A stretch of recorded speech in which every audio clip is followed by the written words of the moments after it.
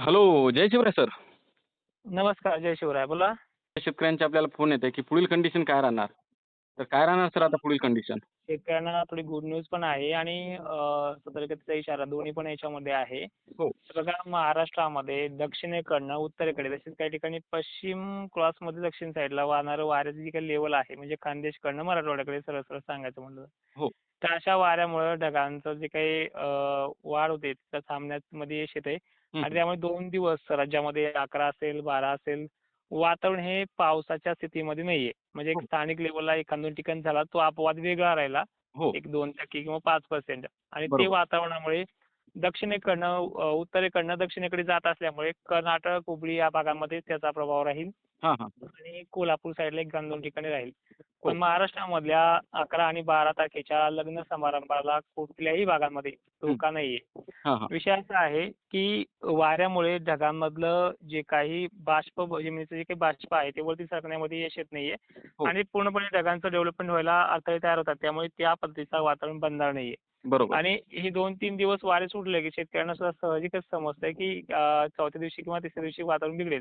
हं. तर साहजिकच आहे 13 तारखेला पुण्यामध्ये, लातूरमध्ये, कोल्हापूरमध्ये, पश्चिम भागामध्ये, साताऱ्यामध्ये काही ठिकाणी, दक्षिण भागामध्ये इथपर्यंत मर्यादित असं वातावरण आहे. नांदेडचा विचार केला किंवा लातूरचा केला तर त्यावेळी मराठवाड्यामध्ये वारं गरमीची लेव्हल ही वाढणार आहे आणि हो. वाऱ्याची लेव्हल थोडी क्रॉसमध्ये पण कमी होणार आहे. बरोबर. फक्त खानदेशपुरतंच वारं आहे.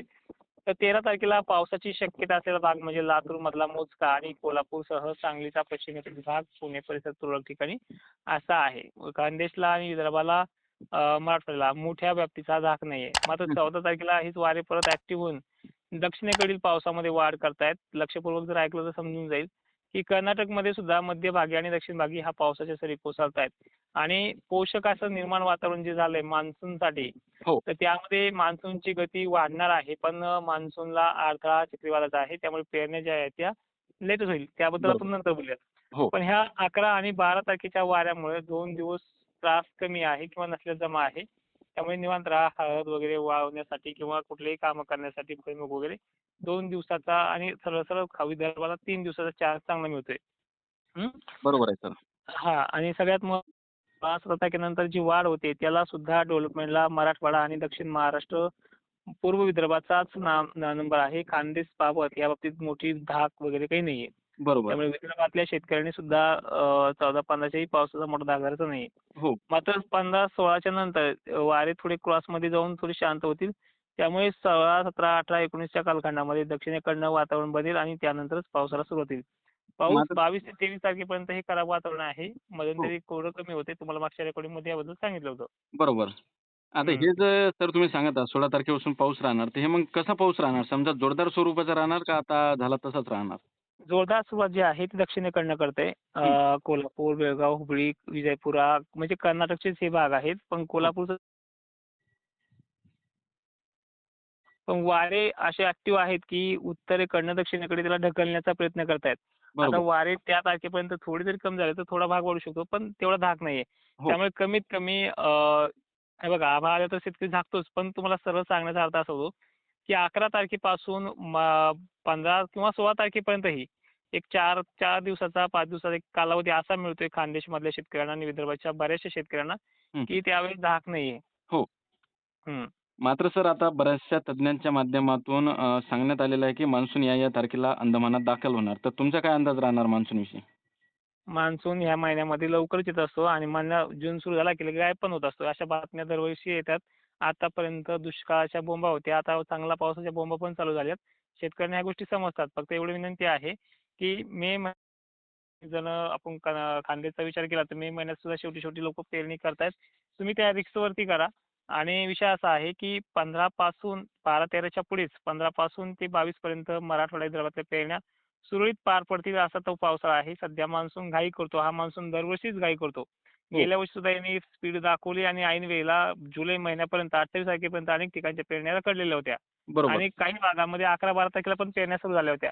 हो. म्हणजे एक्झॅक्टली सांगायचं म्हणलं, की मान्सून ज्यावेळेस चांगल्या व्याप्तीचा येत नाही तोपर्यंत पेरण्या करणं देखील चुकीचं ठरेल. बाकी निर्णय तुमचा आहे. तुम्हाला थांबवणं किंवा तुमच्या पेरण्या थांबवून ठरा लावणं हे स्पष्ट चुकीचं आहे. त्यामुळे बरोबर. पेरणीचं नियोजन आपल्या तोडकर हवामान अंदाज ॲपवरच डिटेल्स माहितीनुसार जिल्ह्याची आणि तालुक्याची नाव घेऊन तिथेच असणार आहे. हो, बरोबर सर. बाकी फक्त समजदारी म्हणून सांगतोय, की मान्सून ज्यावेळेस कमी दाबाचा पट्टा बंगालच्या उपसागरात ऍक्टिव्ह होतो त्यावेळेस तो तिथलं खेचून आणला जातो. अंदमानच्या पुढे सरकायचं झालं, की त्याला अंगात आल्यासारखं होतं बघा. हो, चक्रीवादळ येणं, बरोबर. वाऱ्याची दिशा बदलणं अशा गोष्टी अपवाद घडतायत. त्यामुळे शेतकऱ्यांनी थोडंसं ह्या गायीच्या हिशोबाने किंवा खेळता औषधाच्या दृष्टिकोनातून हा अंदाज पोहोचू नये. बरोबर. मात्र हं. सर मागील वेळेस आपण बघितलं, की 2 चक्रीवादळ म्हणजे एक अरबी समुद्रामध्ये आणि एक बंगालच्या उपसागरामध्ये 2 चक्रीवादळ येत होते. तर त्यांची दिशा ठरलेली आहे का? त्यांची दिशा ठरलेलीच नाहीये. अनफिक्सेबल आहे. तुम्हाला ते मागे पण सांगितलं, की त्याचं बनूच तर त्याचं काही खरं नाहीये. हो. कारण की सध्या मान्सूनची स्थिती खूप गडबडलेली आहे आणि मान्सून त्याच वेगाने येतोय. मग आता जूनमधल्या चक्रीवादळाची दिशा ठरलेली आहे. अरबी समुद्राकडे मागे तो क्रॉस करत तो गुजरातच्या दिशेने पण जाणार आहे आणि हो. विषय असा आहे, की सध्या अवकाळीचं सत्र आहे. तो पण अनफिक्सेबल आहे. म्हणजे सगळीकडे फिक्स पडत नाहीये. बरोबर. पण ह्या 7, 8, 9ला त्याचा चांगला प्रभाव देखील विदर्भाने पाहिलाय. पण हो. त्यानंतर जसं तुम्हाला मागे सांगितलंय, की हा मध्यंतरी थोडा कमी होऊन जाईल. तसं कमी पण होतंय उद्यापासून काही काळासाठी. त्यानंतर तो वाढतो सुद्धा 16-17च्या नंतर. मग त्या स्थितीमध्ये शेतकऱ्यांना मशागती करून घ्यायला याला त्या कालावधी देखील मिळतोय आणि त्यानंतर हा जो काही पाऊस येतो त्यावेळेस बऱ्याच जणांची भुईमुगं वगैरे काढणी येते. पण हो. मान्सून आणि किंवा ह्या पावसाचा कुठलाही जूनच्या पेरणीशी संबंध नसतो. फक्त मशागतीला फायदेशीर ठरतो. बरोबर आहे सर. हं. मात्र सर यंदा शेतकऱ्यांची पेरणी कोणत्या तारखेपर्यंत होऊ शकते? काही सांगणार का त्यांच्याविषयी? सेम तारीख आहे. तीच गेल्या वर्षीची तारीख आहे. मी 15-16 म्हटलोय. गेल्या वर्षी काही ठिकाणी 11-12ला स्टार्टअप झालं होतं. काही धुरळ पेरण्या वगैरे, वगैरे. हो. आणि त्यानंतर 22-25 तारखेपर्यंत विदर्भाचे पूर्वेकडील कोपरे, काही पश्चिम महाराष्ट्रातले भाग यांच्या 25-26 तारखेपर्यंत आटोपतील असा अंदाज आहे. हो. पेरणीवरती मोठा परिणाम नाही. सेम तीच तारीख आहे आणि मान्सून देखील ठीकठाक आहे. फक्त 10% कमी आहे. तोही बरोबर. परतीच्या पावसामध्ये. हो. हं. मात्र सर 16 ते 23च्या दरम्यान कोणकोणत्या जिल्ह्यांना पाऊस राहणार? एकदा परत सांगा सर. 16 ते 25 लातूर, कोल्हापूर, सांगली, सोलापूर आणि उर्वरित जे काही भाग आहेत नाशिक साईडचे किंवा बीड वगैरे भाग आहेत, यांच्या बाबतीत वाऱ्याची तिकडनं क्रॉस लाईन त्याच वेळेस स्टार्टअप होते म्हणजे उत्तरेकडनं दक्षिण यांना पुन्हा 1-2 दिवसाचा कालावधी मिळू शकतो. मात्र 16च्या नंतर 17-18च्या पुढे मराठवाड्यातले आणि विदर्भातले जिल्हे घेऊ शकतो. हो, बरोबर. नक्कीच सर.